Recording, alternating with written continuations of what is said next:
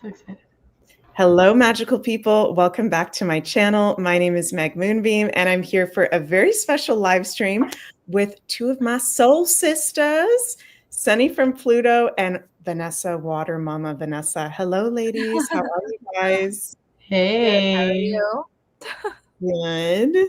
I'm so excited to be here with you guys. And Vanessa, this is our first video together on my channels with you, me. I feel like I can't even talk properly. So please bear with me, you guys, and us. We're doing this during our retrograde. Some of you guys have seen Sunny, of course, already. And we have all known each other since high school. How crazy is that? Yes. It's been a while. Well, I saw Vanessa walking around the halls of elementary school, and she was my basically neighbor too. So yeah, and then I left her elementary school, and then because I went to a different elementary school for a while. Yeah, we lived on the same street growing up. So weird. Yeah, it is weird. So cool. So yeah, so before we get into this very special live stream, we're going to be talking about Saturn return, real talk about the Saturn return. Okay, Vanessa and Sunny are currently experiencing their first Saturn return. I just completed mine a year and a half ago. And we're also going to do like a check-in with, we're mid-transit of this Saturn in Pisces. So we're going to talk about quite a lot with you guys. And before we get into it, just want to mention, please remember to like, share, and subscribe to the Meg Moonbeam and Sunny from Pluto YouTube and Rumble channels as well. And you guys can find Vanessa over on her Instagram, which is Water Mama Vanessa. Love, is that the picture from Halloween? It is from you guys' birthday. True. Love that. So you can go check out Vanessa on her Instagram, and she's also got her readings over in her link tree in the bio.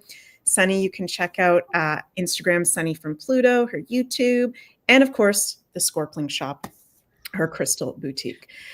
So, okay. My cat's trying to figure out how to get up here. So I'm like, come up here. Sorry. What are you doing for Herb? Yeah, my cat's trying to figure out how to jump up here. Oh my God. Okay, whatever. Yeah, we've got Vanessa, do you have any pets? Yeah, I have a cat named Floyd, and he's not around right now. Right. So we've all got kitties that might make a little bit of an appearance. Yes. Thank you so much, Anna Bellaroo, for the super chat. We really appreciate it. Love you guys so much. And we've got our Scorpio sister, Anna, here. Thank you. So thank you. So, okay, before we get into Saturn return, Saturn and Pisces, all that stuff, how are we feeling? Okay, I want to hear from you guys first. How are you feeling? You're in the Saturn return. You're mid-transit in your first Saturn return. Sunny, let's start with you. How's life? How's it going? How are you feeling? Well, do you want like right now in the present moment, or like since Saturn has entered Pisces? Just right now, just today, this moment. How's life? How are you feeling? Life is starting for me after a lot of changes. Life is starting to seem or look or feel like I have a handle on it, and things are going to be better than I anticipated. Like, wow. I'm starting to see a light at the end of the tunnel. Not that I knew that there wasn't a light at the end of the tunnel, but I'm actually like starting to feel like things are more like tangible for me, or I'm more in control than I thought I was, really, of my own life at least. Oh my goodness. That's the first time I've ever heard you say that. That's like a breakthrough right there. That's a really big deal to say that. After, I know, I won't share anything personal without your guys' permissions, but I know, Sunny, that this Saturn return has not been easy for you. It's never easy for anyone. It's not been freaking easy. So to hear you say that is amazing. Yeah. Wow. That's all. And Vanessa, how are you doing? How's life? How's it going? Different every day, and sometimes within the day. Yeah, I was reflecting today, I think, about the fact that we're halfway through Pisces. Mine's 19 degrees, and I'm not sure if it's retrograded into my degree yet or not, but I will tell you that the dates that it did retrograde were significant. I didn't know until retrospectively, I found out the dates and I looked up what I was doing at that time. I looked at my phone photos, and they were like significant spiritual and expansive awakenings that were extremely, well, the first one wasn't too challenging, actually. The second was extremely challenging. So yeah, it really depends on the day. And it really depends on the tools I implore. And I think that's what the Saturn's like about, right? It's like, okay, like learn how to use the tools, and you're not going to get a gray answer because it's school. So they're just teaching you exactly what you're working with there. Him, Saturn, Satan. Sorry, what? Yeah, well, Saturn. Oh, Shia. Oh my God, sorry. Shia just jumped on me and then fell off. You want to come here? No, the cats are tripping. She'll come back. We've got all our crazy kitties with us. So that's funny because you just said Satan. Well, the truth is that Saturn is associated with the devil, right? Mm-hmm. And Kronos, who ate his own children, right? So it's not a fun energy, Saturn and Saturn return, right? So, okay, let's talk about how would we describe what is a Saturn return? Because some people might be listening to this video and hearing the term Saturn return for the first time. I'm sure a lot of people have heard that term before. But how I would describe it is this is when Saturn returns back to the same position he was in when we were born, which takes 28 years. And Saturn stays in the sign, in each of the signs, for up to 3 years. So we have our first Saturn return when we turn around 28 years old, 29, 30. And this in Western astrology is really when we actually become adults. Okay. So if you think about in our matrix, like modern world, we're told in Canada, the legal age is what, 19? In Quebec, it's like 18 years old. Well, legal age is 18, but like as an adult, but like if you're talking about like drinking, then yeah, it would be 19. Yeah. And there's an age of consent, which is 16, which is also age of consent, legal age, right? Which depending on what country you are in the world, I know they're a lot younger in Europe. We're talking 16, 17, 18, 19. In the States, it's 21, the legal age.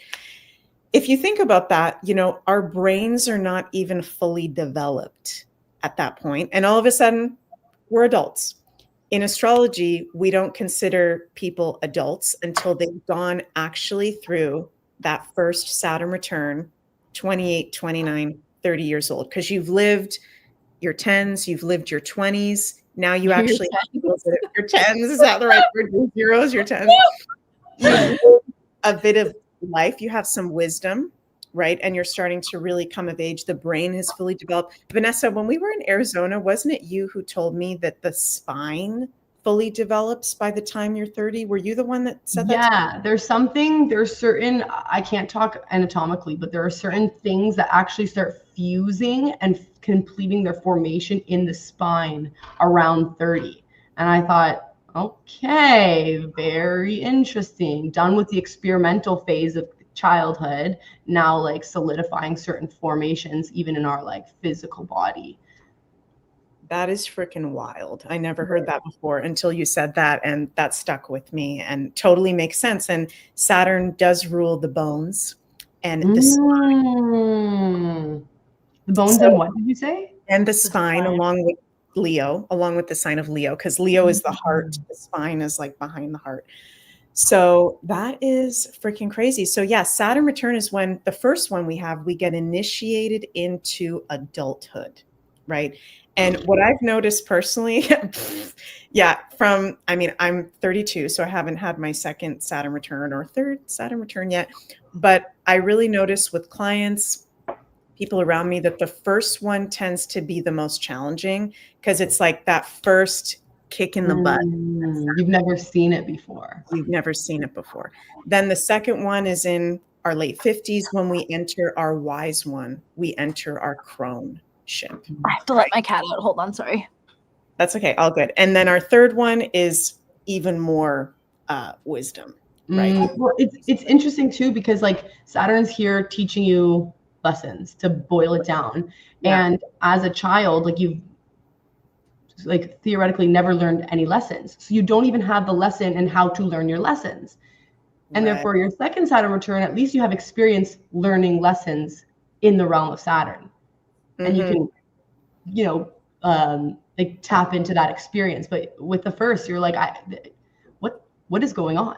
Yeah. And why do I feel this way about everything in my life? Yes. It's just the feeling associated with things that may not even be one way or another. Yes. And I'm noticing right now, it makes me emotional. Right when you were just talking, Vanessa, I really felt that to my core, because my perception of the Saturn return before actually going through the Saturn return was not what it, like, I didn't fully grasp the intensity of what that means. And I really feel for everybody now that is going through the Saturn return, as both of you are, because you're both 2 or 3 years younger than me, I think. And it's one of the biggest astrological life cycle initiations you can go through. So we have, with the planetary transits, something that we call astrological life cycles.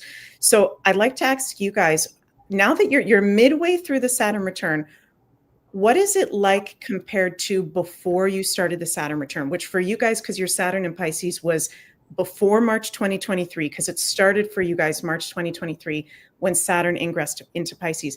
Before that, compared to now, how did you perceive it? How is it different? What has surprised you about it? What were you not expecting from it? That's a bit of a big question, but sorry. Yeah, go ahead. I was like expecting disaster. Yeah. I was worried about it just because of the sign that it's in and like the house that it's in my chart. So I was like, oh shit, what's gonna happen? But the things that I was catastrophizing happening were hasn't happened. And actually some things that I was concerned about, like different relationships or like the well-being of particular people in my family, it's like actually the complete opposite. So something that I thought was going to be like really negative and bad has actually been really positive and has become better or more, or like healthier or more prominent for me, I guess. So What house is your Saturn? The 8th house. Yeah. So can I bring up your chart, Sunny? Sure.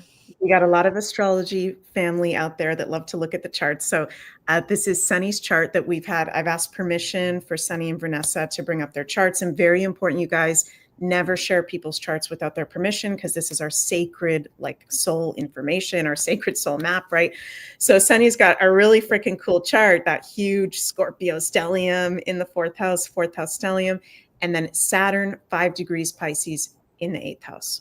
So you knew about that, Sunny. You've been studying astrology like me for a really long time. So you knew your Saturn was in Pisces in the 8th house. And what were you saying there that you were scared about that actually turned out to get better?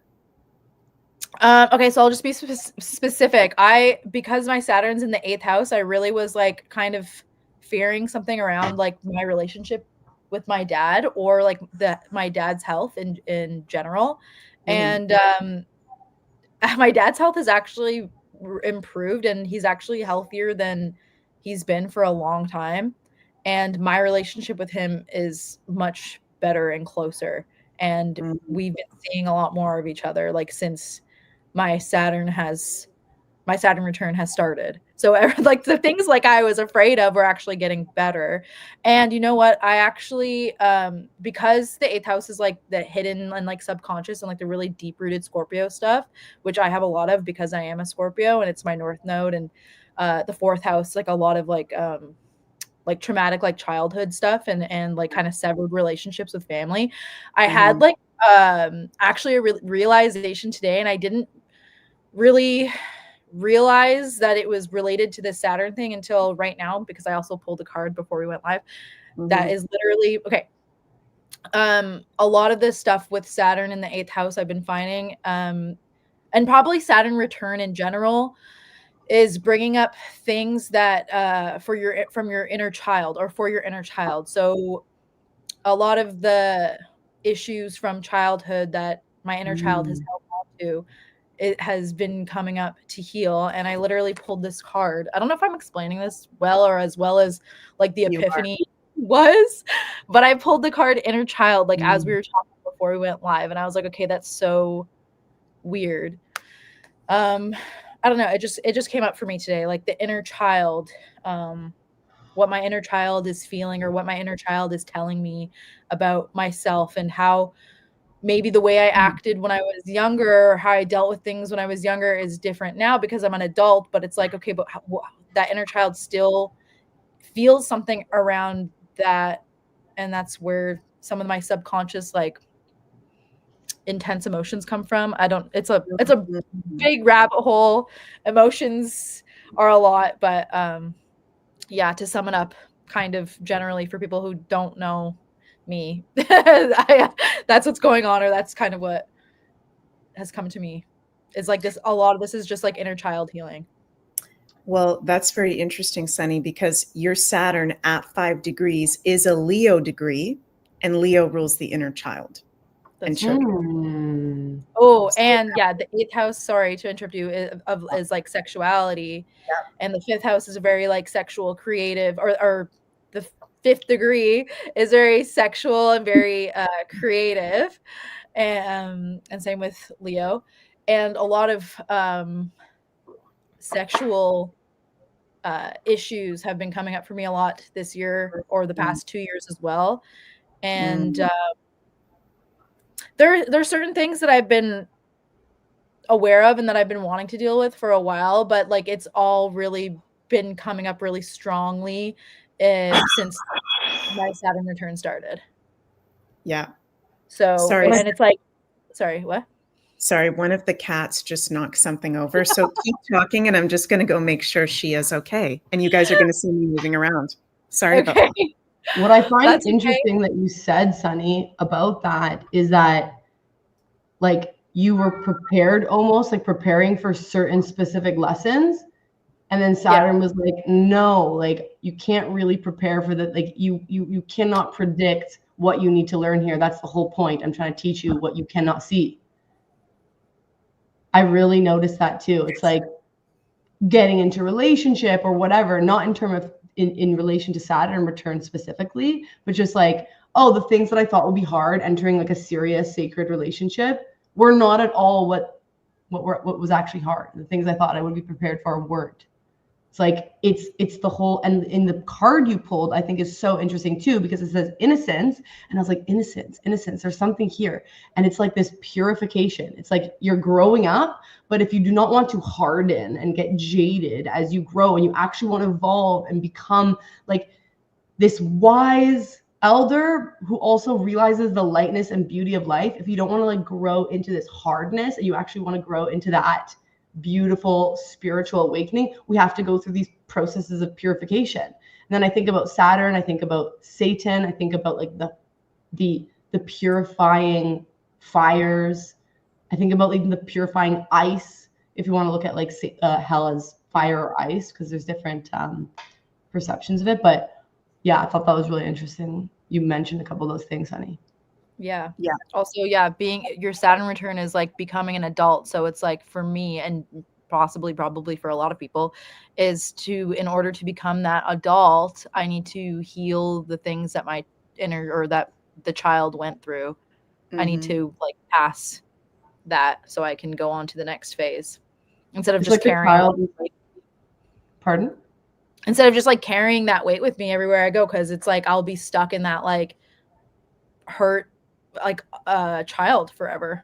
I like that analogy of weight as well. Like I'm seeing so many like bouquets around your analogies, because it's like the weight. I was thinking of the child like going and collecting experiences and like filling this basket and like coming home, and it's like, okay, now what do? I had fun, and the adult's like, okay, now I have to sort it, because if you keep like just collecting, it is going to be a weight. But it was really fun to collect all these experiences, and now it's like, oh, what am I doing with this? Right. Yeah. Right. I love what you're saying. I'm just going to interject for a moment, because she is going absolutely nuts right now, and I'm here. Start to go nuts too. Really? She's going Yeah. absolutely batshit wild. And she just knocked over a bottle of alcohol as we're Interesting. talking about Saturn and Pisces, Hmm. which Pisces rules alcohol. And Yeah. things, Really? yeah, Pisces is What? alcohol, drugs, anything that takes us out of our body. So I think there's a reason why she is going nuts right now. And she just knocked over a bottle of alcohol, which is she's never done while I've been live. Weird. So I feel like, yeah, MJ. Hey, MJ says your cat is psychic. Yeah, Shia is extremely psychic for sure. And I feel like this is a really important topic, and it's a vulnerable topic because it's one of the biggest kind of initiations you can go through in life, the Saturn return. So I really respect you guys coming on with me and talking to me about this. And I know that there can be, if you're listening to the show, maybe some triggers come up or some intense realizations come up because Saturn brings up your shit. Saturn brings up your shit. And for me, now that you said it, Sunny, talking about the inner child, he definitely brought up, yeah, actually, it had everything to do with my inner child, actually. Totally. And for me personally, with my Saturn return, my Saturn return started when Saturn entered Aquarius, which, if I'm not mistaken, I think that was March 2020, if I'm not mistaken. The best time, our favorite time. Our favorite time of history. Can you say pandemic on YouTube? I'm going to say it anyways. Okay.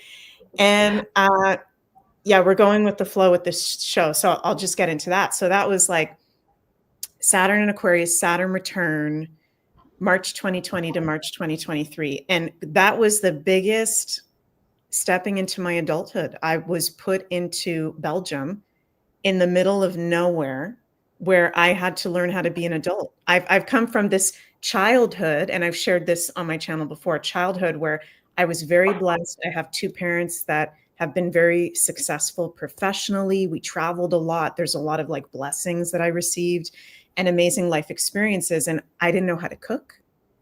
I didn't know how to clean. I wasn't properly organized. And so Saturn was like, we're just going to put Meg in the middle of the countryside. The funniest thing is, I was watching Meg try to cut a cucumber. Are you serious? You would cut it into slices, and then you would cut the slices into smaller pieces. I'm like, why don't you just cut the whole thing in half? And you're like, that's so embarrassing. Oh, wow. I didn't even know. But you did it so many times. I love it. That's hilarious. I love it.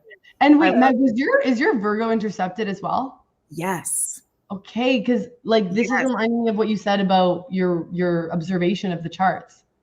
Yeah. Yeah, we're getting some good comments. I got to bring more of your guys' comment. Nathan says, I like how Maynard sings about Saturn in Tool's song, The Grudge. Yeah, that's one of my favorite Tool songs. Really good one.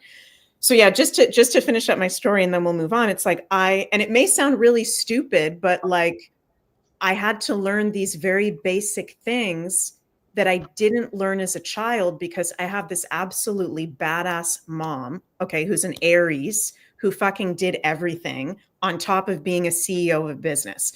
She was a CEO, she cooked, she cleaned, and didn't teach me that stuff. Just because she's an Aries and she just did it herself. So when I was in my Saturn return, it's like, okay, Meg, there's no Uber Eats in the countryside of Belgium.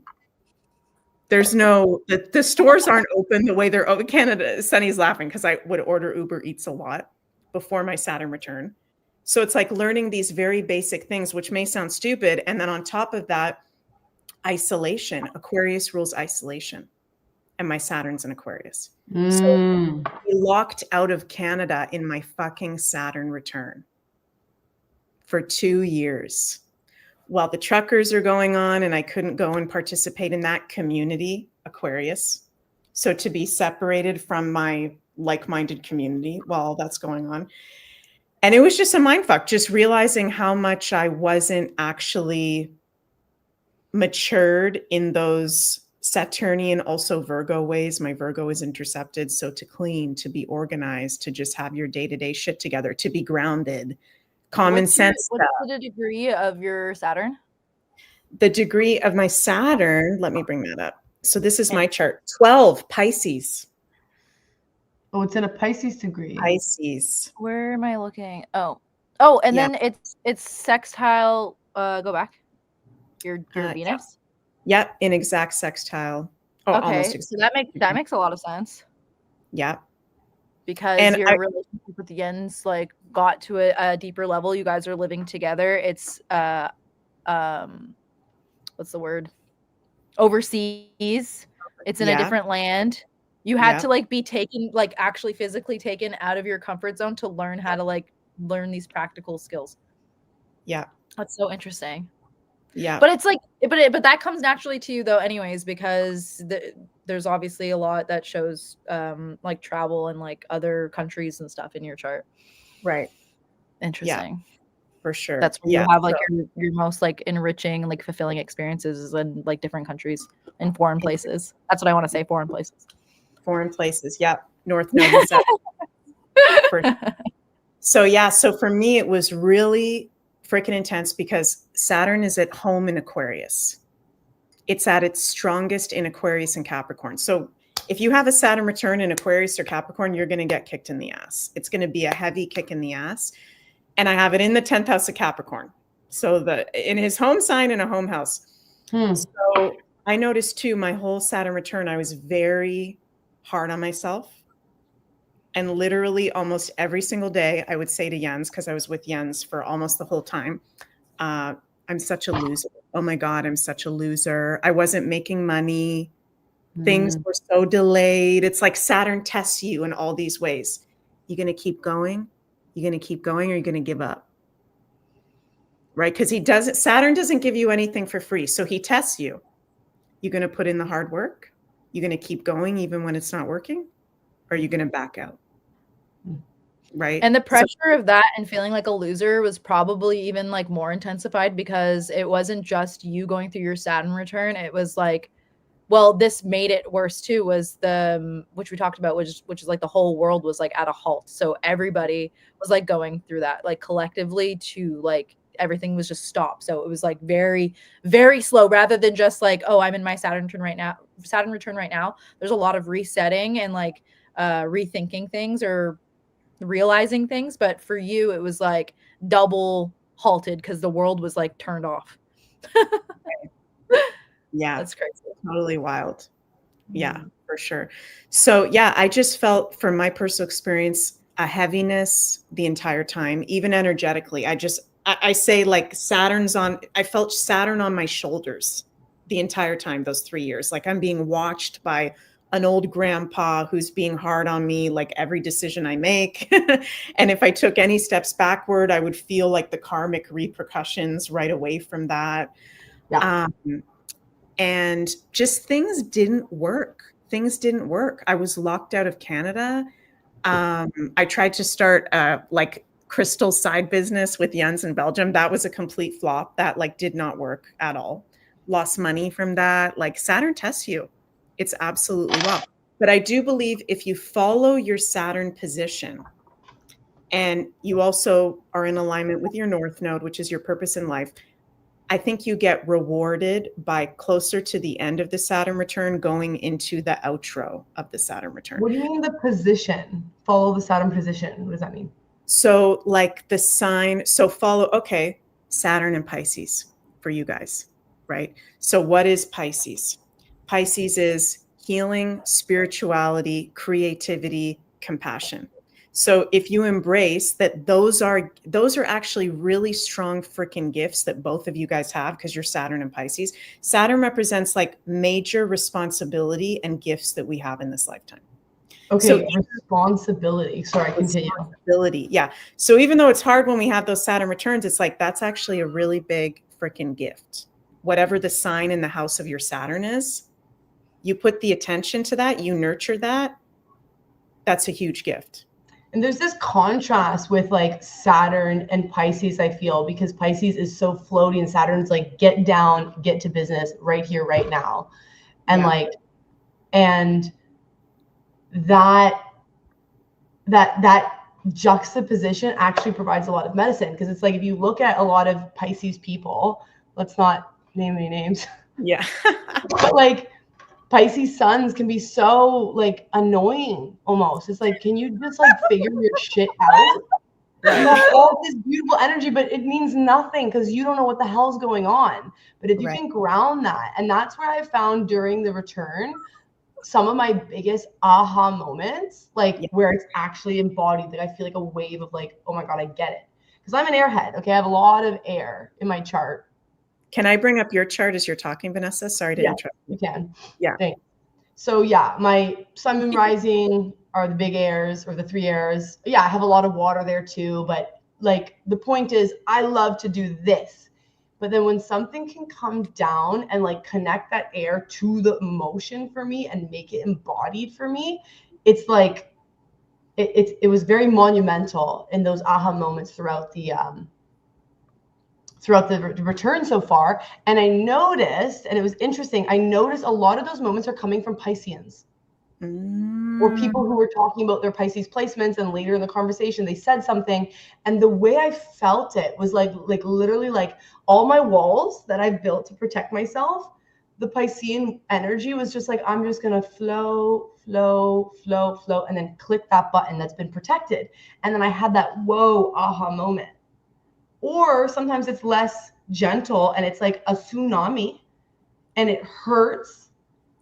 And I'm willing to go there, because here's the deal. Like what I was willing to ignore in the childhood, in the first 28 years of my life, I am unable to ignore now. Like even if I'm willing and I'm trying, I'm unable to. Like it just continues coming up. And I'm like, but I wrote the letter and I burned the letter and I did the forgiveness. And it's like, but did you really get it? Like, did you really look? To use that analogy of like look in the mirror, that's been coming up a lot. Like this whole like life is a mirror.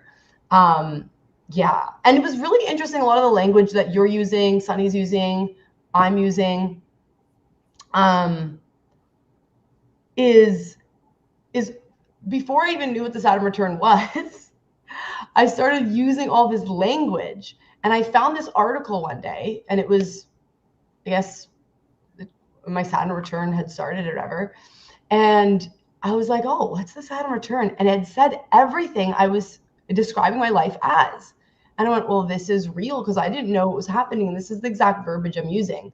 A sense of urgency, like time is running out. Like what you said, Meg, about you said, how did you word it? But essentially that there's no gray space. You were like, oh, when you take a step backwards, what did you say? It didn't work out? I can't remember what I said. Well, what my understanding of that was like, if you're not actually like, there's no neutrality. What I found, I started saying it all the time, like there's no neutrality. Like there's no neutrality. If I didn't speak my truth, or if I didn't X, Y, and Z, even if it was for a reason of like that I thought was for the highest. For example, me and my sister were getting into something a couple of years ago, a year and a half ago, and I didn't want to say it because I knew it was going to upset her. And I was like, you know what? I'm just going to let this be. And it exploded. It turned into this messy ass situation. And I was like, wow, I could have avoided this stickiness by doing the hard thing, having the potential anger and responses that I didn't want. But Saturn went, no, I'm going to show you exactly the power. So you also use the word power, the power, or you use the word responsibility. I'm going to show you the power of your responsibility and the responsibility you have of your power. It's like when you admit that you have magic hands, or if you actually submitted to the fact that you are a manifester and that we create our reality, if we can actually submit to that and really believe that, then we're like, oh shit, I can't blame anyone else. And that's annoying. And then like it also disguises these lessons disguise themselves as like I find, this is how I've been experiencing mine. It's very confusing what I'm trying to learn. I'm like, is it this?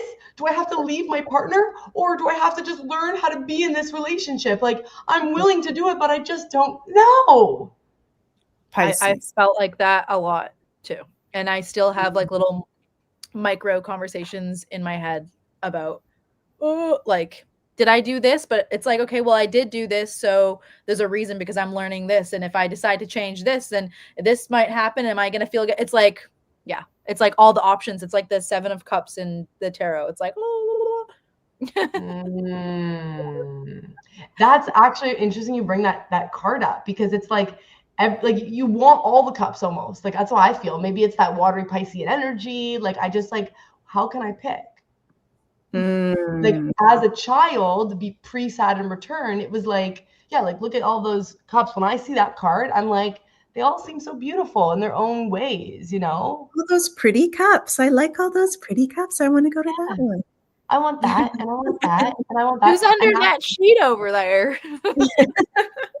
And like that's coming up major in terms of career for me. And you mentioned the same thing for you, Meg, during yours. It's like, and you know, all these like communities, this is something also coming up recently. It's like all these communities and the spiritual communities are like, just do it. Like, just you're ready, Vanessa. Like you have the power. And I'm like, and that's actually it. Like people have been asking me like, oh, what do you do for work? And I'm like, how do I just, I don't, and I want to say and something. that right there, Vanessa, if I can just interject, sorry to interrupt you. That right there is the real shit. That's the real shit. Okay.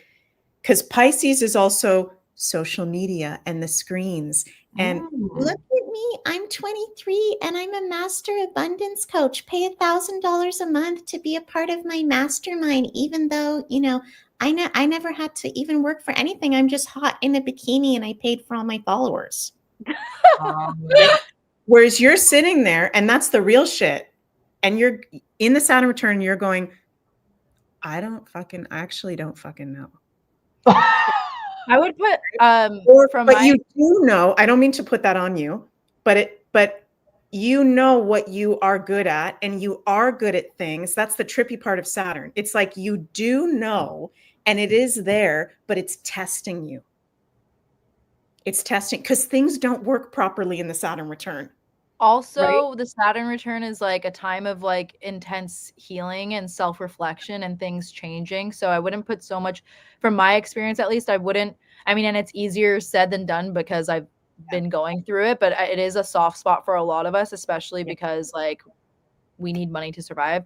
And just the way it is now for women too, which might be a little bit unnatural for us, but I wouldn't put so much pressure on like not having like a concrete, like this is my job or what your job is at this moment in time, because you're going through so much and there's so much being shedded and there's so much being looked at and there's so much being healed and just like going over inside of you and out in your outer world that things like Meg said, you know what you're here for, like to the core, like you know why you're here, you know what your gifts and skills are, but it might not be, like Meg said too, it like super clear in this moment because there's a time for what you're going through right now and what you're experiencing right now. And how would you balance or juggle a like full-time dealing with a job or whatever, like that's fully structured and organized while also going through a whole bunch of mental and emotional and spiritual stuff that is like taking you on a journey, like on a whole roller coaster. It's a lot. Yeah. So that's what I feel like that's what's come up. Like, oh, how can I hold space for clients in the way that I want to when also this is going on? But then there's that like, and this is what I'm thinking that is the Saturnian response that's really like testing me to see like what the actual truth of the matter is like, okay, but can't I hold space this much? Like, can't I just show up and be in that presence? Because I know I can. But it's like, okay, well, am I rushing it? Because you say Saturn was delays, right? Legs? Delays. Oh, sorry, delays. Yeah, delays. I thought you said legs. Yeah. It's like I lost my train of thought. Sorry, yeah. Can I delay everything I want to do so that I can fully form it? Like, let's go back to that spine. It's like I'm actually in this process of crystallization. And if I'm trying to, and I think women do that, intuitives do that, we want to put ourselves in it because we feel it. It's right there. Why can't I'm just gonna do it? And it's like, yeah, but if your body is not actually where your mind is, or you're like, even if you're like projecting your soul, whatever, if you're not all in alignment, then like it's not going to form in such a way where you're able to, and maybe this is the Piscean medicine coming through, take all that beautiful healing and all the energy of Pisces and bring it down so that the collective can experience it. Because we're trying to like project ourselves over there. And that's where that, like earlier I said, the Piscean suns is just like, get your shit together. Yeah. Like, why are you in so many different places? And it's like, oh, okay, I see why it's hard to do that. Yeah. Yeah. I think honestly, in my personal astrological opinion, I think Pisces is the hardest sign. For Saturn. Harder than Scorpio? Just in general, sun, just in general. Any Wow. placement Pisces. I actually think even more hard than Scorpio. Interesting. Because Pisces is that which is not of this world. It is not grounded, like you were saying, Vanessa. It's like, I'm over here and, oh, I really like that cup. Oh my God, that cup. And then you start to go into a whole nother dimension just by looking at that fucking cup. Right? Oh my God. Like that feels real. You go into another dimension. You literally go into a whole other realm. But and you don't even know that you're in another dimension. You think that you're just living life until you learn these things. It's like, oh, that's what I was doing. Oh, that's what I was doing. Yeah. I do like that Saturn does ground like the Piscean intuition though. It's like all of the things, like when you were talking about being a manifestor, all of the things that you'd like to create for yourself and manifest in your life, and all the things that you daydream about are actually, I feel like, because Saturn supports the grounding and like the creation of what's around us physically. I think that those things that we're seeing, they're not fake, they're real. And like, because the Saturn is in Pisces, it's like forcing us to find the structure or how to be more, like you said, too responsible in order to make those things actually happen. Like, how can I be responsible for my life? How can I have discipline and have commitment to actually make those dreams come true? Because they're not going away. Like Meg said too, about how Pisces are artists and visionaries and healers, and that's part of our purpose. It's like the Saturn is giving us the discipline to actually bring that Pisces medicine down in a way that it's actually like tangible and digestible. And we have to do that like really hard mental work, because it's not our moon or not our sun, it's Saturn.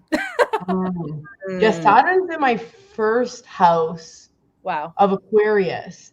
So what do you guys have to say about that? Because I have tried to kind of like conceptualize what that means. And I'm like, what? Does it just mean my lessons are like obvious to others? Like, what does that mean? Well, I'll speak first and then you can share, Sunny. The first house is our foundations of life and our very being and our identity. And the first house is one of the 4 angular houses. So 1st, 4th, 7th, and 10th, I had my Saturn, I have it in the 10th. Those are the angles of the chart. So if you've got Saturn in one of those angular houses, it's actually going to be even more heavy of a Saturn return than maybe some of the other houses, more pronounced. For me, that for you, like the Saturn in the first house, it's a total transformation, because I would associate, of course, Saturn with transformation too, of your identity, of how other people see you. Exactly. And it's like Sunny said, Saturn is the gifts of Pisces, right? So you can be an artist, you can be a healer, but Saturn and Pisces in the first house is, I'm a fucking psychic medium. I'm Vanessa. Like identifying with it. I am that. So isn't that interesting? Because Vanessa, you were saying, I don't know what to say. Isn't that interesting? Oh, that's been cute. That's your Saturn. Too, when it comes to that, can I say something too? Yeah. When it's, because it's in your first house as well, and you're a Libra, and a lot of air, and air is like very social and associated with other people and your relationships to other people. your Saturn in the first house is how other people see you. So how other people have treated you and have seen you and have described you, or the projections or judgments that they've put on you, you've maybe identified with, and it's been easier to just kind of be like, okay, fine, then I'm that, and I'm going to do this, and I'm going to be crazy, because your Saturn is in your first house, but Saturn is in Pisces. And sorry, and we've kind of touched on it in this video a little bit, and I'm not talking shit and no hate, but people don't take Pisces seriously. Right. So when you have Saturn in the first house, it's like there's all this responsibility, and all of these answers are being put onto you, or all these questions are being put onto you, and all these expectations are being put onto you. But because it's in Pisces, there's all this attention on you, but people are not taking it seriously. Like, they're seeing you, and they're seeing your potential, and they're seeing your power, and they are like wanting things from you. But at the same time, it's like they're brushing you off because you're too out there. That I've felt like my whole life, actually. Yeah. Yeah. And so that's why it's easier in this moment for you to say, I don't know, because probably you felt invalidated by other people because they weren't taking you seriously, and you really relate and learn from, speaking and being social with people. So it's like a reflection of like how other people have been treating you is how maybe you're viewing yourself, because you don't, maybe during the Saturn return, you will learn how to validate yourself more, and who you are and what you're here to do. Yeah. Can I? Yeah, sorry to interject. It's like, it feels like that Saturn in the first house in Pisces goes from what people have projected onto you as Vanessa to, I am Vanessa, and this is who I am. Mm-hmm. It's going to be, it feels like a really big, it feels powerful. Saturn rules the highest levels of power and responsibility. So this is a big one, because you will be, right, Aquarius rising, in the community, in your like-minded community, in your local community, someone with a very high level of responsibility in a Piscean way. Interesting. See, I like that. That feels good to hear. It feels good to hear, although my mind likes it, but then in practicality, it's like I always go back to that responsibility and power relationship. It's like, oh, it's nice to want to be the leader. It's nice to want to live up to all those beautiful Piscean, and then look at my chart with all the, is this mine? Yeah. All the scorpionic, mediumship, lovely stuff that I love. But it's like, wait. Am I devoted to the responsibility? Am I devoted to this? Like, I'm not a child anymore. And childhood was so fun.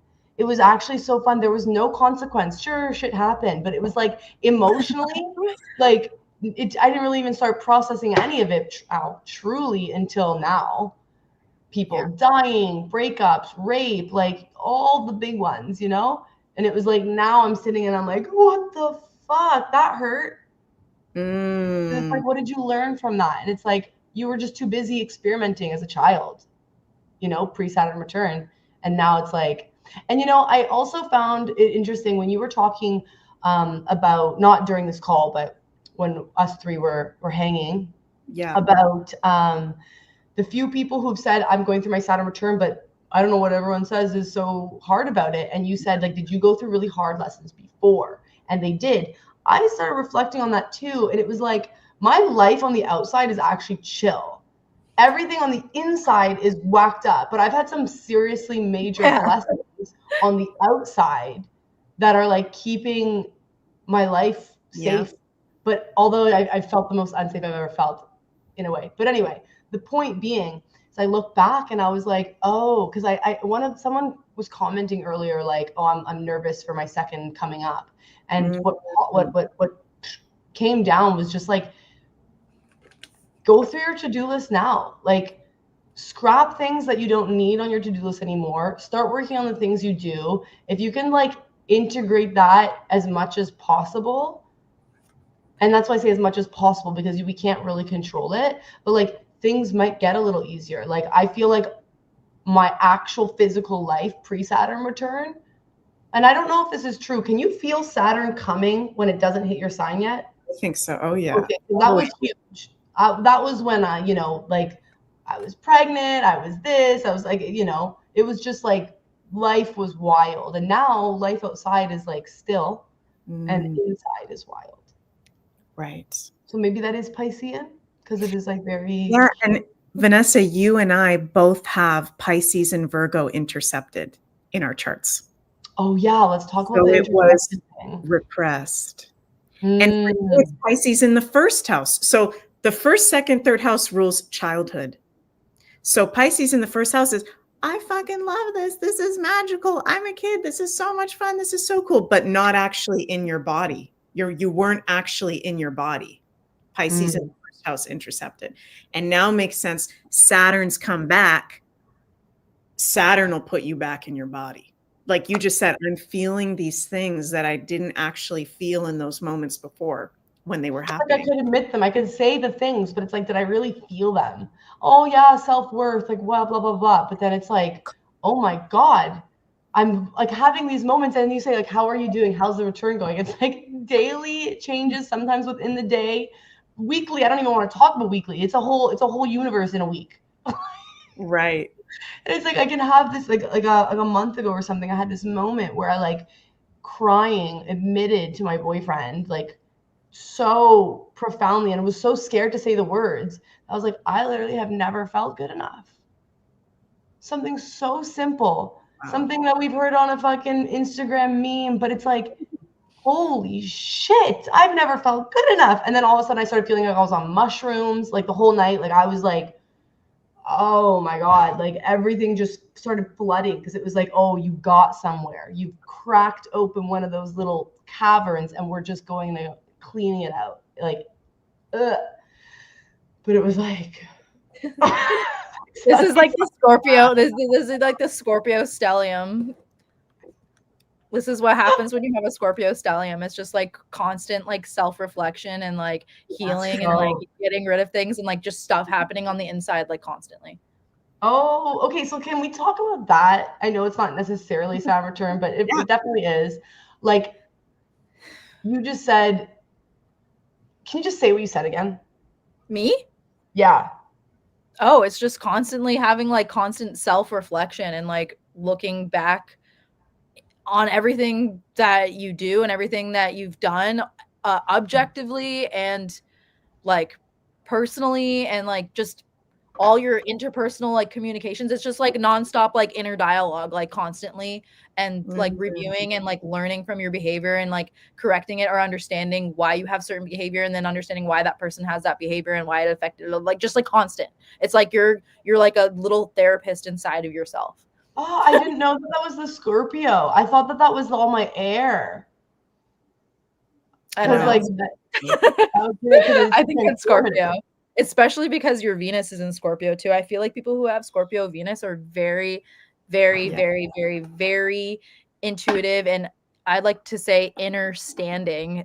I think people with Venus and Scorpio are some of like the most perceptive or psychic, or I don't even know what the word is, like primal people.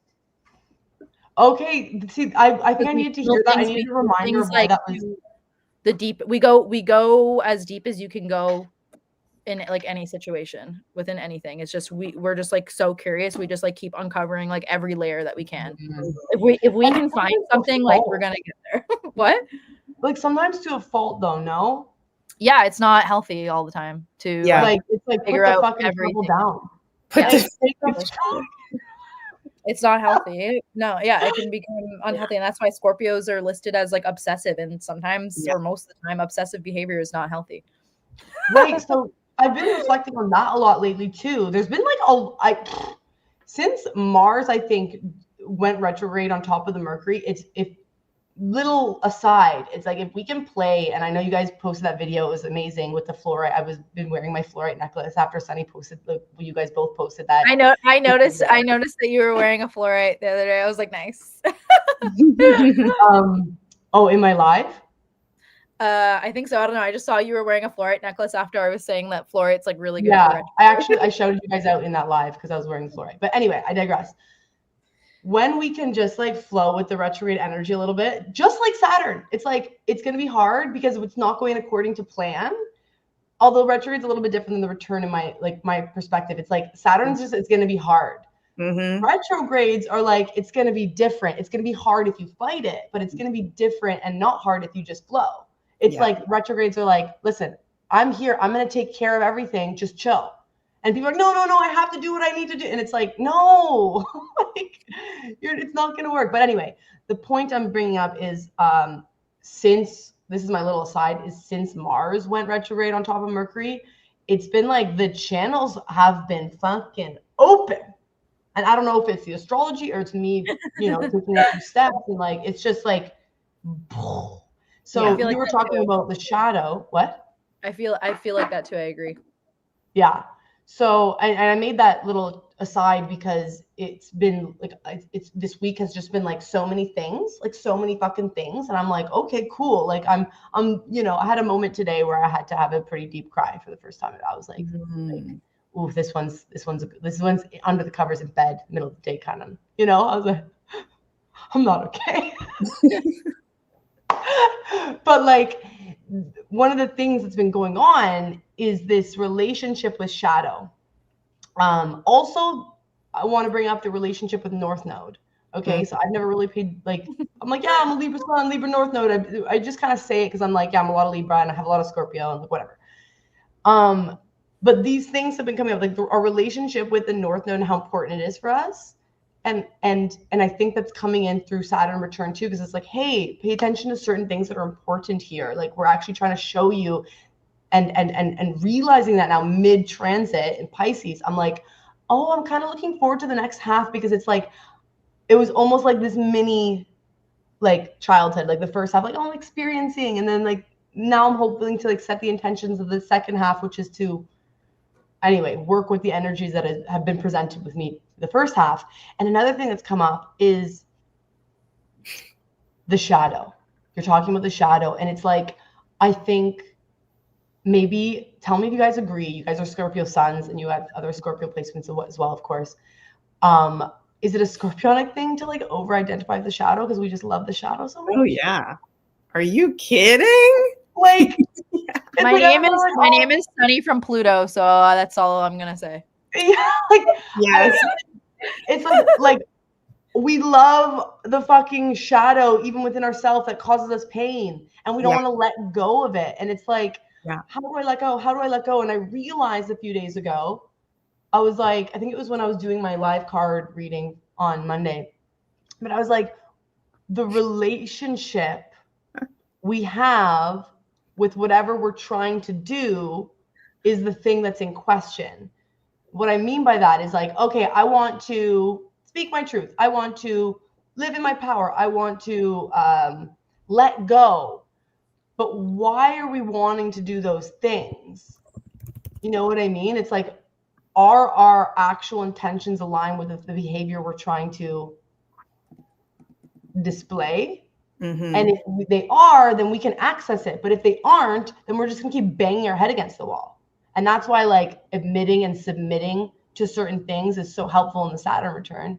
Because it's like, I don't know, if we just admit as soon as we can, like maybe we can even grow even more. It's like, how expansive can this chapter be? So expansive. Oh my God. So freaking expansive, especially when it's in Pisces, dude. Yeah. No boundaries, Pisces. Boundlessness. Like, how far are you going to go with what? To go back to what, there's a comment. I don't want to forget to bring up Alex Panago. So I'm going to bring up your comment because I want to bring that up. But just to go back to what you said, Vanessa, like, can Scorpios over-identify with the shadow? Yeah. It's our comfort. It's our nature. It's home. Right? It's also what other people see a lot of the time. What? Yeah. It's also what other people see a lot of the time, especially when you're a Scorpio. Yeah. They see your shadow? Or they see their shadows as your shadows and project it onto you. Yeah. Because we're the shadow workers. We bring the shadows to light. I want to bring up this comment from Alex. This is so powerful. Thank you so much for doing this. I am in my Pisces Saturn return and have been really struggling with mental health / self-worth the last few months. Sending lots of love. Thank you so much for that comment. And we're sending lots of love your way. This is something. Yeah, thank you for being here. We love all of you so much. And I definitely struggled with my mental health during my Saturn return. I actually had a complete mental breakdown. Sunny was around. Vanessa and I recently reconnected this past year, but Sunny and Vanessa, you guys have like been always pretty much connected since we were in high school, I think, if I'm not mistaken. We had a little phase. Yeah, there was a little phase. Sunny saw I had a full-on mental breakdown during my Saturn return. And I've noticed that people can have that in the Saturn return. It's heavy, but Pisces rules mental health with Virgo. So everyone I've been talking to, pretty much that you guys are going through that Pisces Saturn return, weird mental health issues coming up. Can we speak to that, you guys? Oh, yeah. What have you been noticing? Can you relate to what Alex is saying? What have you been going through? Have any tips for that? Yes. So Alex, you're not alone. Also, Vanessa, I wanted to say before, because you said earlier today that you were in bed and you were crying, and I just want to commend you for coming onto the show today, because if that was me, I would be like, fuck that. And I always, whenever I'm like expected to like be anywhere, even in general, whether I'm feeling upset or not, there's always like that little voice in my head that's like, I don't want to do it. Fuck it. So the fact that you actually like were crying and stuff, and like you didn't let that be an excuse, like that's really good. Thank you. Saturn says good job. Yeah. Saturn is testing me to do that every day. Saturn is testing me every day. Just even with like the simplest of tasks, like my whole entire life, it's like I don't have the discipline to just like even want to do anything. It's just like the rebelliousness of like, no, I'm just gonna do what I want. But it's like, is that really helping me just by not doing anything? And if I didn't show up here, I would really regret it and feel like an idiot and a loser. And okay, so what's coming up right now is the hacks, like life hacks, but like astrology hacks. I've been having a lot of fun with them since getting into astrology, and that's coming through clear right now. Of like, you have an Aquarius moon, so like you're a rebel heart. And it's like, how do we integrate one of these popular words, but how do we actually actualize the shadow? And it's like experimenting and getting creative with like ideas, instead of just being like, oh, I don't know what to do, and like I'm banging my head. It's like, start actually, so coming from an airhead, it's like, start actually hypothesizing a way. I'm not telling you what to do, Sunny. I'm sorry. It's not what I'm just. I don't think that you're telling me what to do. Okay. It's like, I've been having so much fun starting to hypothesize, and this plays on the mental health as well, because it's like, we have energy, and when it's blocked up, it feels like anxiety. When it's doing this, it feels like depression. And it's like, how do we play and alchemize this energy in our body? Is it movement? Is it this? Is it that? Or is it intellectualizing a shadow and looking at it in our chart and seeing what math we can do with the rest of our chart to like, am I getting too airy right now? No, I love it. No, it's great. It's like, let me finish that sentence. What formula do I need to put into place in order to get what I want out of this? So for example, remember I was telling you, Meg, that life hack, or that astro hack of like, can I mention your certain placements for you? Yeah, for sure. Okay. So your Mars Cancer, and you were having a situation where, you're like, oh, my Mars Cancer, I wish I could and I was like, well, just tune into your heart. You have a Capricorn moon. Just say like heart, ignite, like set that intention with the awareness, like tree hugger for Trump. He's saying here, that's an recognizing is 99% is what my mom says. Amen to your mom. Awareness, because when we can submit to our power, then we realize awareness is everything, and I get to choose. And it comes down to like love or fear, this or that, black or white. Like, we're in a dualistic world. So it's like, am I going to live in my shadow? Am I going to live in my whatever? And if I can recognize, oh, I'm in my, like Meg, I'm in my Cancer Mars right now, because I'm visual, like perceiving this as a conflict. But if I can switch into my heart and perceive this as a space to love, then I can act from my moon and therefore be more diligent. And when I've found that those tweaks are really not only fun, and they're also like self-exploratory, and they can really help with mental health.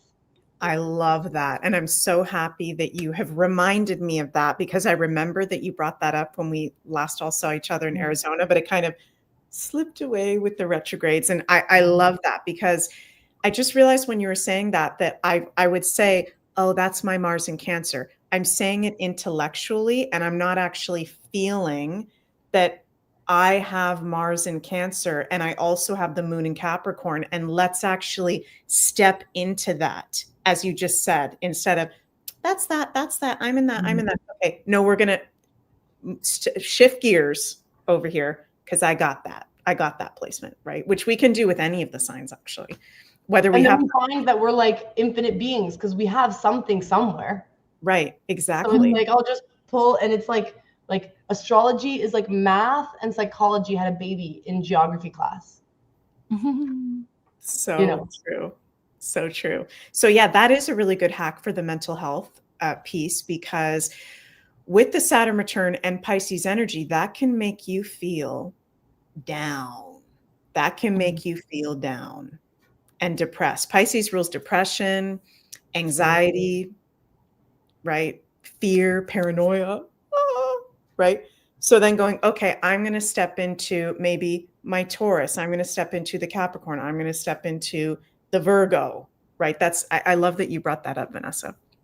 That was a really good analogy. Is that the right word? Remedy? Yeah, I guess so. Says, I love this conversation. Elizabeth, you ladies are so wonderful, real and refreshing. Thank you, beautiful, divine feminine, for your authenticity.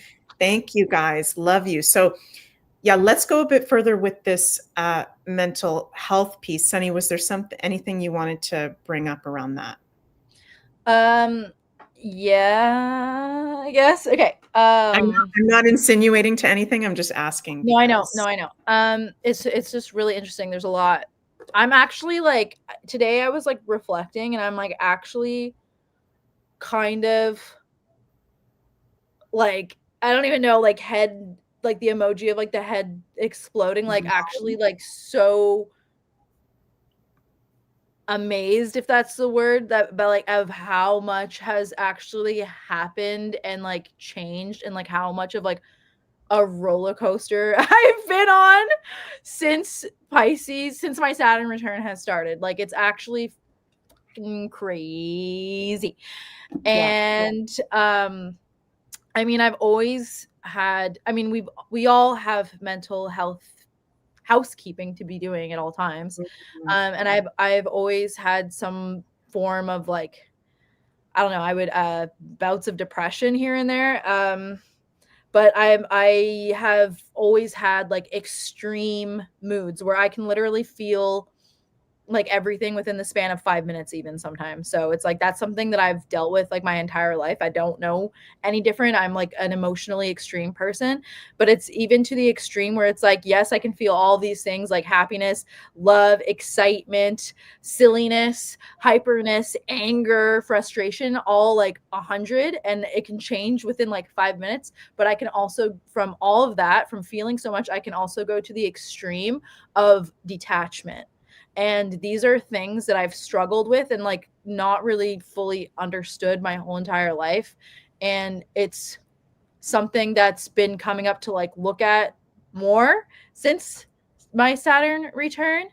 And just all of these things piling up, all of my experiences, all of my trauma piling up to a point where it's like I can't really just ignore it anymore, because it's like am I managing these things, or am I just living with like sitting basically on top of like a pile of dirty laundry and like putting a blanket over it and just pretending like that it's okay, that it's there, but like I'm not really dealing with it. I'm just like sitting on it and like trying to live my life.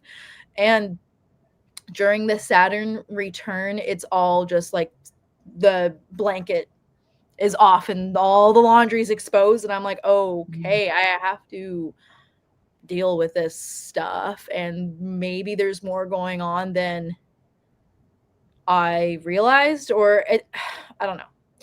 how to explain that. But I like Vanessa and I were talking about before, when you have like that Scorpio stellium, or like just very strong Scorpio in your chart, you have a very rich inner world, and possibly even Cancers probably too. You have like a very rich inner world, and you constantly have like this inner dialogue where you're reviewing different compartments of your brain and like the experiences that you have, and understanding your psychology. And in turn, when you're communicating or interacting with other people, you can see those kinds of placements and compartments in their brains and understand their psychology naturally.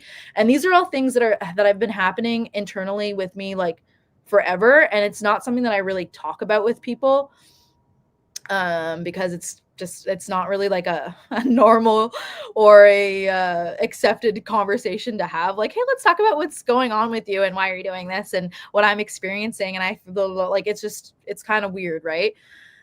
So I've started a program through OHIP, which is the Ontario Health Insurance, which is our free healthcare in Canada. And the hospital has a program available to people who are referred by a psychiatrist. And it is a cognitive and dialectal behavioral therapy. And it's really interesting for me because a lot of the things that we've been covering, this is actually my first week. Tomorrow will be the last day of my first week. Again, the Aquarius rebel is like, fuck that. Like, this is fucking stupid. I don't want to go on. I already know all this shit anyways. Like, that's my like arrogance, the arrogance of my ego. But I knew I needed to do it, and I had to do it, and it's something that would benefit me, and it's free, so that's awesome. But it was really interesting to actually see the evidence behind like things that I kind of naturally figured out on my own by being so introspective. And it's the first time in my life that instead of having like the internal dialogue about these things, we're like, I'm in a group with people and with facilitators that are like talking and going through like each section and compartment outside of me. And like that's been kind of like a little bit of a mind fuck whatever for me, because like I said before, it's all been internal and none of it's been verbalized. And now it's like, oh, whoa, like this is real life, and like I'm dealing with this, and I'm like finding tools in physical world to like I don't know, go forward with this or heal this, or what the next step is really. Because yes, good, I figured this out.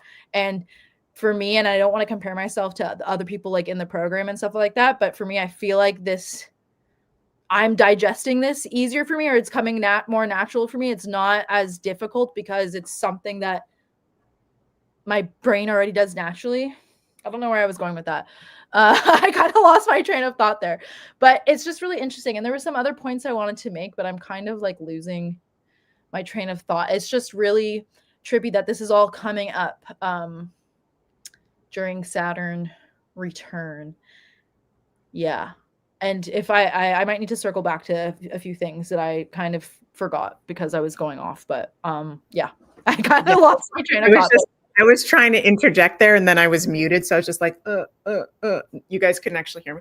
But it's so great because you've got that Saturn sunny in Pisces, right? Mental health issues that we can experience in the 8th house of Scorpio to do a therapy.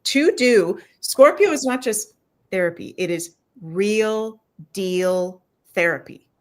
Mm-hmm. I just remembered something that I did want to say as well. That it's been really hard for me the way that I was brought up. One of my issues is not so like feeling all the things that I'm feeling, but also psychologically psychoanalyzing them, and then have also at the same time having a detachment. So not like fully understanding my feelings to a certain degree, and then having really big struggles being able to verbalize my feelings to people that I'm close to, and just like completely shutting down and not actually saying what I'm feeling. That's been a huge issue for me. And my intention, I think, I don't know if it was this year or like the end or sometime last year when I started making big changes. One of my intentions was to be more vulnerable and to be more willing to maybe learn new skills on how to actually verbalize what I'm feeling and to not be afraid to show up in that way towards my peers or to people, and to not be afraid to seem weak or whatever, because it's not actually weak. Like all of these feelings and vulnerabilities are coming from my power. And as a Scorpio, with so much Scorpio and Scorpio North Node and Saturn in the 8th house in Pisces, it's actually like my spiritual duty to be as vulnerable as I can and as honest as I can and find the words to fit like what I'm experiencing, so other people can like learn it and relate and be inspired, I guess, by that. And so that's like something that I've been getting comfortable with lately. I'm not like perfect at like when I'm really emotional and vulnerable and saying how I feel, but I do really feel like there has been an improvement just because I've set that intention in the first place, and because probably coming of age and willing to challenge myself basically and to want to be better. So yeah, mental health's a huge thing. Wow. Yeah. Well, I think Saturn is very happy with you. I hope so. That's like the thing that I'm scared about too. I'm just like, am I screwing up? I don't know. It's just like, okay, yeah, like somebody said the devil on your shoulder. Sorry? Yeah. I think that's what it's supposed to feel like. You're supposed to feel like you're screwing up. Yes. Really? Yeah. Apparently, I mean, that's what I feel. Like I just feel like it all the time. Yeah, yeah, totally. And someone mentioned the devil on your shoulder, and it's like I'm fully aware of that devil on my shoulder. And my first like thought for everything is like to just basically fail or give up before I even start. I don't know why that is. That's something that's really coming up a lot lately, and probably even I'm even more aware of it now because I've been challenging it. And it's like I know it's there, but it's not really stopping me. It's so weird. It actually is like there's like a little demon just being like, no, don't do it. Just sit and eat chocolate. It's more fun. But then it's like, no, I can't do that. Like, it's like, I know I can't do that. And I'm not even willing to like sacrifice like the possibilities of like positive new experiences or learning new things because that little demon wants me to sit on my ass and eat chocolate all day. Well, so like I said, it's like, the program thing, like I didn't choose the program. It was offered. It was like an offer. It was offered to me, but there was a few different programs. And because of my experiences that I was telling one of the facilitators and what I've been going through, they actually choose the program that's best suited for you and like your life and what can actually help you. So I was actually put into this program. Yes, it's voluntary. I can say no if I want to. But I'm not going to do that because this is a good resource for me. And what I'm going through clearly is what we've been talking about. And, but like, I know this isn't something that I would do, especially like if it was a few years ago, like let's say like 5 years ago, if I was living in Brampton, I would probably be like, I'm not going there. I don't need to go there. I can just stay here. I don't know. Like, you know, like the rebel Aquarius would be like that. No, fuck that. Like, I'm not doing that. I'm not getting up at 7 o'clock every morning to be at the hospital at 9 o'clock and sitting with all these random people and doing like all this stuff. Like, no. And that is the devil on my shoulder, but it like, I don't know how to explain it. I know I'm just like rambling on about this, but it's not stopping me. I'm aware of it and it's not stopping me. And like every day it's like continuously, even like I said, it's not that I didn't want to come here and do this video with you guys today, but there was literally like a part of me, like that evil, the part of you that just wants to fail all the time was just like, do you have to do that? Like maybe just don't show up. Vanessa and Meg can do it. Like it's fine. But then in like my rational mind is like, what the like, no, like that's not even an option. So it's like really challenging the devil on your shoulder, which somebody said on your shoulder. And maybe Saturn is making that more apparent because it's like, oh, I see you, but fuck off. It's interesting. I had some really weird I guess behaviors come up for me. Self-sabotaging behaviors came up for me when I was in my Saturn return stuck in Belgium, that were really messed up. And it's like Saturn brings it to the surface, and it's like you play it out to recognize it, to sit, to feel it, and then move through it. And I've had a few instances like that too. Yeah, it can feel like, fuck, I just took so many steps backwards, but there's value in, like what you were saying, Vanessa, earlier, the actual feeling it in your body. And reflecting on it intentionally.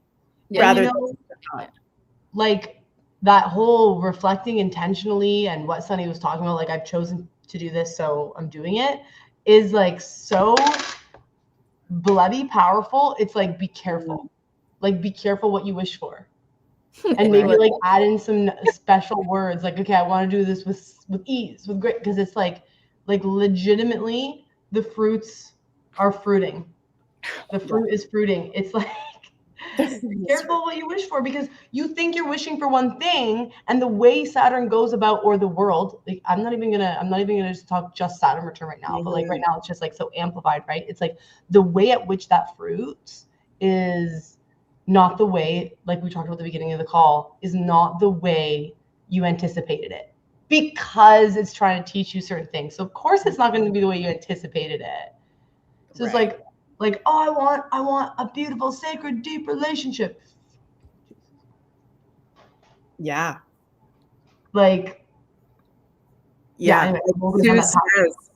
Sue says Saturn holds up the mirror. I love that. Well, actually, interesting. I just wrote that note too about when you guys were talking about self-sabotage. I didn't want to forget. I said mirror / channel to power, because it's like the tools that we use are the tools we have. It's like how we're expressed. Like I can't actually resonate or be triggered or by anything that's not within my energy field. So it's like if we're I've never thought about this way. Like if we're sabotaging and self-sabotaging in a particular realm, it's like, what medicine is there? Like if I could use it, like, am I wording that in the correct way? Like, why am I self-sabotaging here, and how am I going about it? Like, these are the tools that I might just be using incorrectly. Like if I have a knife and I'm accidentally cutting myself, but I'm really trying to sculpt, it's like, I still have a knife. The self-sabotage is coming up for me in a way that is different than coming up for Sunny or Meg, because we have different tools, and we're gonna, we can talk to other people about mental health and this and that, but it's like, what's at the core of it all is like responsibility. For me, I'm thinking it's like responsibility, intention, and like a willingness to feel uncomfortable at the end of the day, because like, oh, you're used to feeling a certain uncomfortable, like Sunny's talking about, like this extreme and variety of emotions that's innately uncomfortable at times, but that's like her realm. So it's different to go and stop, slow down, and talk about it, admit it. And I think that's very Scorpionic. It's like the deep feelers who don't want to admit their deep feeling.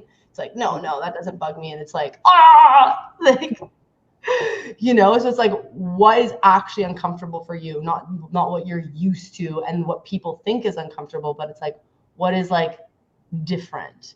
Maybe that's another word that I associate with Saturn, is it's very different, because it is initiation into your next phase, which is a different phase. So like this theme of difference is coming up, and this theme of time is coming up a lot too. Yep. Saturn rules time.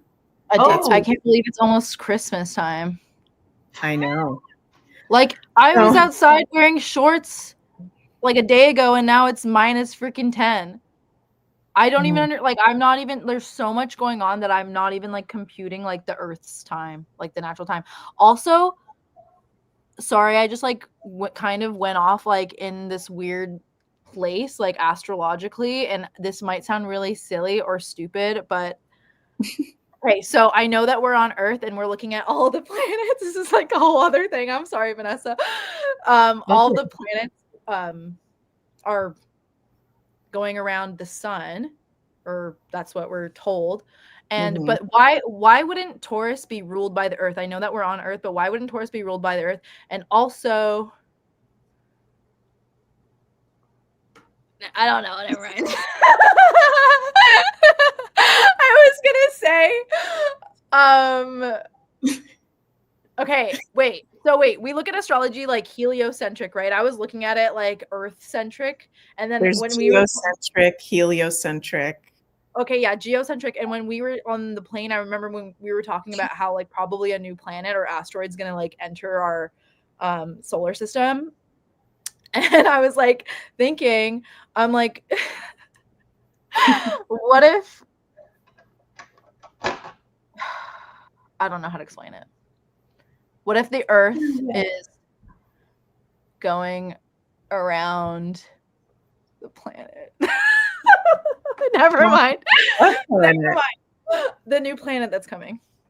Oh, like the whole orbits change. Yeah. Well, or we actually weren't perceiving the orbits correctly in the first place. I don't know. I just went into like a whole other world, and then I was like, oh, and then Taurus's official planet will be Earth, and then Virgo will get its own planet, and Libra will be still Venus, and all this. I don't know. Whatever. You know, a lot of astrologers do think that Taurus should be the sign ruled by the Earth. Yeah, and, like I don't get it. And the Earth is Taurus. Taurus rules the Earth. So I don't get that. I'm sorry, that has nothing to do with anything, but I just like went into like space and was like, whoa, looking at things. That's the Aquarian genius that you guys both have, our Aquarius moon and our Aquarius rising. Yeah, it'll be interesting to see what happens. It's going to be weird. It's going to be unexpected. It's Pluto and Aquarius. It's age of Aquarius. I wanted to bring up with you guys because I want to respect your guys' time, and we're already at almost an hour and a half. What was I going to say? We've talked a lot about the challenge of Saturn return and the initiation of Saturn return. Have you guys had any or noticed any hidden gifts or blessings or wisdoms yet come through with the Saturn return? Or are we still in just the heaviness, the chugging along, hidden gifts, blessings? I'm used to being in class, so I'm like raising my hand. Yeah. Every time I want to talk, I'm like, well, I've not by me, by my own reflection, but by what other people have been saying to me. And it's been like, multiple people have been saying to me that they, that I have like a very healing and powerful presence, which I knew that, but that they're I don't know what the word is, that people learn a lot from when I speak, or that they receive a lot of information and kind of like figure a lot of things out for themselves when listening to me speak. I don't even know if I said that the way I wanted to say, but I learned that my words actually come across, I think, clearer and more concisely than I perceive them to. So that interesting. Me speaking is actually something that I should continue doing and working on. Definitely. It reminds me of when we were in the hot tub in Arizona and me and Meg got Sunny to like give us a little lesson on boundaries. And she's like, I don't know, you just like do it. I was like, no, like tell us, like, break it down. Like it's there. And that reminds me of your Aquarius moon where it's like, it's also rebellious. It's like, nah, like whatever, aloof. And it's like, no. Total detached. Yeah. Yeah. Like you can choose to be detached.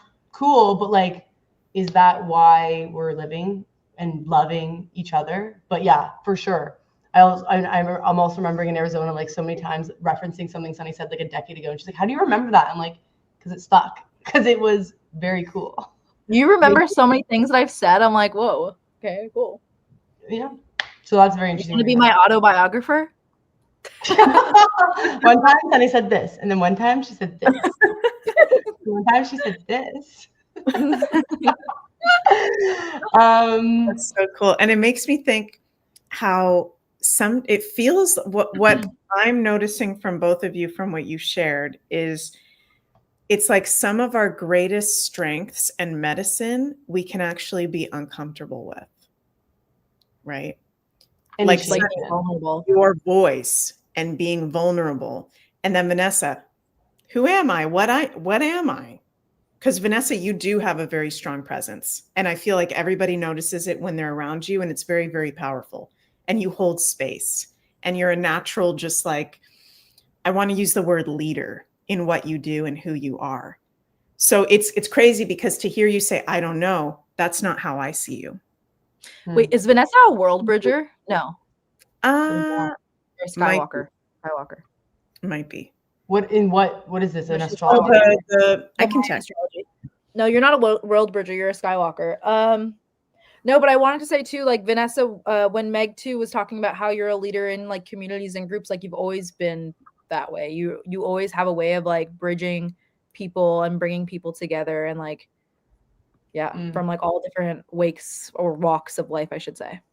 Yeah, it's actually, let's talk a little bit about Saturn return again with that, because I have found this transition. I've been paying a lot of attention, and this might also be because my north and south, my north is Libra, south is Aries, and we have just been in the opposite of that, those nodal areas. So I don't know if it was highlighted because of that, on top of the fact that I was going through my Saturn return at the same time. Red self-existing Skywalker. We'll talk about that later. We'll talk about that later. Yeah, sorry. Also, we're taking this back. What? I wanted to do this, and I know that people on Rumble are gonna be like, "Oh my God, Illuminati, you're evil." You know what this is? This is the Malocchio. I'm protecting myself from evil. Okay. Yes. Oh, people are saying that's that. No, I always at every show, and it's not this, by the way, people. We're doing this because it's like, may you be cleansed of the devil. Yeah. Italia roots. Anyway, inverted. Yeah, taking it back. I was like, what are we taking back? Like, what's going on? Oh, are you drinking out of the glass I got you? This is my I Saturn. got Meg this is my and Sunny Saturn both. Pluto cup. Yeah, for their birthdays. Yeah. Anyway, I've looked back at that south node in Aries, and like there's been like, it's again, the nodal switches were happening, that was activating me, but I was also going through my Saturn return, and I was like, the grief of your childhood is real. That's another thing to incorporate, and it's not necessarily bad. It's something, I think, especially, you know, we have our Scorpio placements here. There's something very beautiful, important, real, and about death. But when we don't acknowledge its sacredness and its beauty, and we don't develop a relationship with it, like look at the last 100 years in our society, we've just totally lost touch with death, then it becomes this thing that like totally destroys us.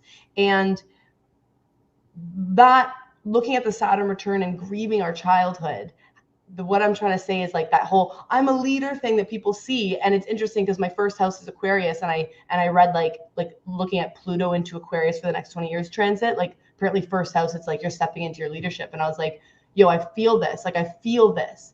And over the last few years, I was grieving who I used to be, because I used to think I was a leader. And I was like, oh, no more, because my south node was Aries, and I just went for it. But it's like, you know, I don't actually know where I'm going with that, because I feel that coming, but I'm also like, it's coming in a different way, because there was a lot of fire in my wake that I left as an Aries south node, like a lot of I don't give a shit energy. And actually something that's been coming up in the last couple of days with like an old friend that I'm not friends with anymore, that I held a lot of lack of forgiveness over the last like 7 years, that I think I let go of today. It's just like crazy to say you could just like do it, but it's like, wait, yeah, you actually can when you're ready. It just like happens. And then if you don't allow yourself to go back on those old patterns, then anyway, thank you guys for that. I feel like there's something I want to say on that. It's just we keep forgetting what we're gonna say with these retrogrades. Yeah. I was asking about hidden gifts. Have you guys noticed any hidden gifts coming up for you this retrograde, or blessings or rewards coming up? Okay, it's kind of, I'm going to speak again. It's kind of in the realm of like this lesson thing, but then on the other side of it, it's like kind of coming up of like, oh, that's what it is. I am noticing them. And, you know, when Sunny was saying like self-proclaiming certain things, my voice is important. I actually, like, as I was setting up this computer for the call, my boyfriend was here earlier, and I was like, you know what I realized today? He's like, well, I'm like, I'm a really like powerful channeler. And he's like, you just realized that? And I was like, oh, yeah, duh. But it's like, yeah, I kind of did. Like, it's like opening up to these things in you that like they're there. Like Sunny's voice and like you're singing, like it's just like the voice is like, it's like, duh. Yeah. It's like, duh. But it's like, and then you realize it and you're like, oh, yeah, like, of course my voice is important. Of course I'm a powerful channeler. But you don't really step into those boots because you're a kid. And now we're like not kids. So there is a lot of this like joy. And when the little when these lessons are being realized, it's like it's uncomfortable to admit that I'm a powerful channeler, because then people are going to judge me and I have to go online and I'm doing my card reading and I'm like, you know, like all these perceptions. And again, first house, like I didn't even like even talking a little bit about astrology online, I felt, oh no, like Meg's gonna see this and I'm not an astrologer and she's gonna see all the things that I'm saying wrong. And it's like, oh, shut the fuck up. Post the damn video. Yeah, just post the video. And then you do it, and then you do the thing, and then it feels good because you're like, wow, this is actually what I want to do. You're actually doing it. You're doing it and you're living it. And I love that boots symbology that you brought up, because it's like one thing to say, okay, yeah, this Saturn return is hard, or, oh, I'm good at that. But then to actually live it. I am a channeler. It came into my body that I actually am a channeler. Right. And sometimes I feel like Pisces interception that we both have. We both have. Oh, interesting. So it can feel like something outside of ourselves. Like I have that too. Like there's no way I can be an astrologer or a psychic medium. You know, and sometimes then Sunny and I go to be invited to our friend Sandy Duncan's mediumship circle. Like, was that last year or the year before? And we're channeling the spirits, the names, places, people, things. It's like, I actually am a real deal psychic medium. Wow. Right. So it's like, yeah, I think a lot of gifts can come up. Sunny, what were you going to say? I was going to say sometimes too, it's hard for us to like actually realize like the power of our unique gifts and stuff like that, because that's what we are naturally, and this is how we operate, and this is our world, and this is how we see things, and this is just the world from our point of view and from how my brain works.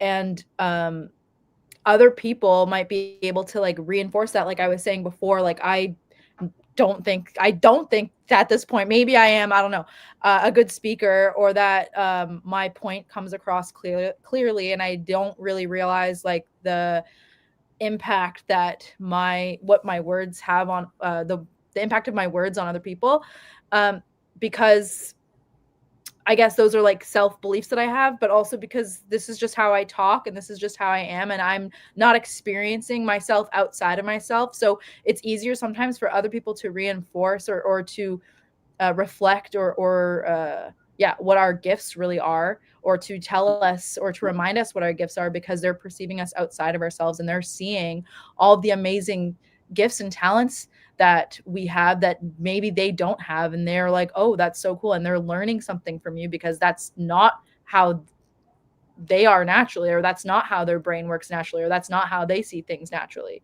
So it's really interesting to see like a repetition of like what other people feel or say, or how other people are impacted by you, especially when it comes to like your natural gifts and stuff like that. I love what you're saying about this. Essentially, how I look at it is this closing of the circuit. Like we're here in physical bodies, and therefore we're here on the physical plane, right?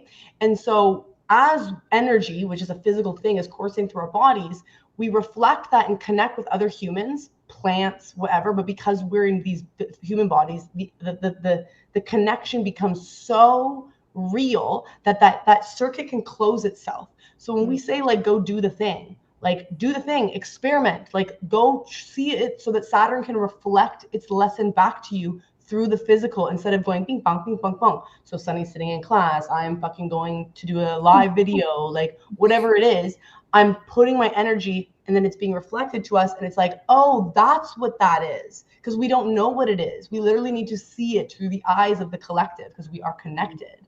And like that, from a electrical physics standpoint, like closes a circuit that we actually, it's like we're waiting to have something to put it onto, because not only can it come back to us and is reflected, it goes through this process of alchemy as that happens. And that's when I start thinking about forgiveness, which is something we didn't really talk about, which has been huge in the Saturn return. I'd love to talk about that a bit, because it's a beautiful thing. And like, I am seeing the fruit, like we're talking about, we're seeing the lessons fruit. And it's like, yeah, that forgiveness and realizing what is mine. So who am I going into this next Saturn return, the phase of life, and realizing that all this shit that I've been carrying, because I haven't forgiven it, I've been carrying shit that's not mine. So to forgive is to forgive back to the person who you took this from that's not yours. Wow.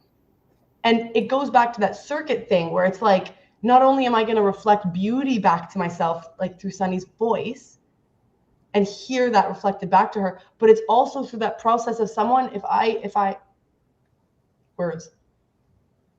wronged you and you think I wronged you, and then you go, okay, I'm going to forgive you, I'm going to give it back to you. It's again that alchemical process. If I got that alchemized for myself through that person who forgave me, because they completed the process for me. So we're continually trying, and then things don't work out, and it's like, I make a call and like the person didn't answer my call, and I'm in my Saturn return, so I think about it for fucking days, and I'm like, oh my God, did I make a mistake? And it's like, wait a second, that was just the energy coming back to me, So that's where like awareness can help. It's still going to be challenging, but when we can be like, oh, like, just another tool, another way to look at it. And then also hugely, let's talk about the spine, talk about the physical crystallizing of the spine. Movement in our actual bodies is really important. People always say, it's downhill from 30. Why do people say that? And Why? that's not true. That's not true. No, it's not. But the spine has finished its formation. Saturn has gone through its first return, and now people are not children anymore, so they think their body is changing, because it's like, it's now our responsibility to like move energy, actually, like, yeah, to build the strength and to make sure that our bones are strong and healthy, like Saturn, to make sure that we have a strong foundation to sit on, and or like to live in. How cool and juicy and like I'm speaking all this like tantric language, like delicious is the energy of, or the idea of our spine being fully formed now. Like, I've actually never really thought about it this way. It's like, now my bridge from the root to the top can carry that Kundalini energy. I'm formed. Well, I'm almost formed. Like, I'm formed. I can do it. And now it's like, I can go have amazing orgasms and amazing channels. And it's like, I can do it now. My bridge is formed. And then people are like, oh, like it's downhill. It's like, actually. Yeah, it's downhill because people get lazy and we get set into our ways, and it gets harder to do things that it seemed easier when we were younger, but it doesn't mean that it goes downhill. You just have to actually give a shit about yourself. So when we're younger, it's like we're like carrying a vertebrae. We're like, yep, I've just collected this vertebrae. I'm gonna like load it on the spine and I'm out. And Saturn's like there with the spine. I love this like microcosm of the spine. Saturn's there like collecting all the vertebrae. Yep. And then when like the child's out there exploring, brings back the last vertebrae, and it's like, okay, Saturn return time. And then the kid's like, wait, but I knew, like, I was just out there doing, now I have to sit with this. I don't know if that didn't come out the way I intended it. It's just like the process of building the thing is the goal. Now we have the thing, and it's the responsibility of like climbing the thing and cleaning the thing and using the thing. But because the child's like, I just dumped. Now I have to actually do this. And it's like, yeah, actually, unless you don't. I just dumped. Sorry. I'm getting into like a giddy mode because it's almost 2 a.m. Okay, sorry. I will stop talking about the spine. It's okay. I literally just, when you said I just dumped, I literally just pictured a kid with like a diaper in its hands with like showing all this poo. Oh my God, I'm dying. I just dumped. Mom, I'm done. My mom's gonna think that I'm talking to her. Oh my God. Okay, quick question for you. Yes. You mentioned that, or I don't want to say anything, because can you speak on sexuality in the Saturn return? Yes. Should we do a part I did two? mention- Yeah, we should. Should we do part 2? Yeah, Oh, we need to part do- 2. We'll These are start with part two. sexuality. We're part 2 right now when it comes to the sexuality part. If you want to hear about the sexy stuff, you got to come to the part 2 on Patreon. Just kidding. No, no, That's a good idea. That's a good idea.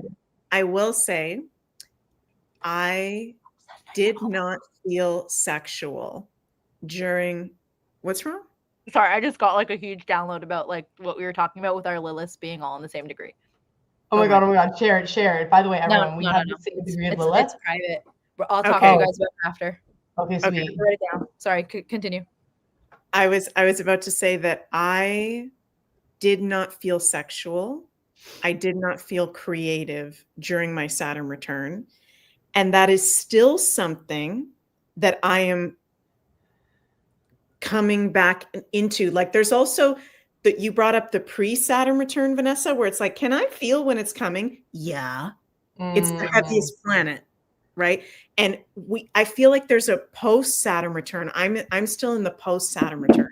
It's been a year and a half, and I can still feel I'm in the post-Saturn return, where my sexuality, I feel it's coming back. My creativity, I feel it's coming back, because at the height of the Saturn return, that was dead. Take advantage of the Mars and Leo, especially retrograde. It's like, yeah. Oh, and it's retrograde in Leo. Your Mars is in Leo, and it's retrograde. Oh shit, I forgot. Is it still in Leo, or is it back into Virgo now? No, it's in Leo still. 5 degrees. 5 degrees. Yeah. Oh my god. Okay. I think just to end that piece, I think if you're in the Saturn return and you're not feeling sexual, you're not feeling creative, you're not feeling like your usual self, mental health issues, self-esteem issues, it's all normal. It's all normal, and you're not crazy, and it's an initiation that we go through. And I'm so happy for everybody's comments that's saying this is resonating. Brittany says, Meg, this is so helpful. It's so refreshing to hear real talk between friends, because we can all relate to something. Aww. Y'all are sharing, sending everyone so much love. Thank you. Well, Would you guys watch our podcast if we made one? Oh yeah. Oh yeah. I'm asking our watchers, our listeners. What are we calling it? The 5th degree. Oh, well, yeah, maybe. Oh, also, by the way, I did the math on that, and I just confirmed the math that I was doing on the plane. It is 31 times, because you can have can you have something in 0 degrees? Yes. Okay, so it's 31 times 31 times 31, which is 29,791. That 1 over 29,000 is the chances that all of our Liliths are in the same degree. And then Sunny brought in the aspect of like we all have like different signs, and that would make it even more like times 12 times 12 times 12. That's crazy.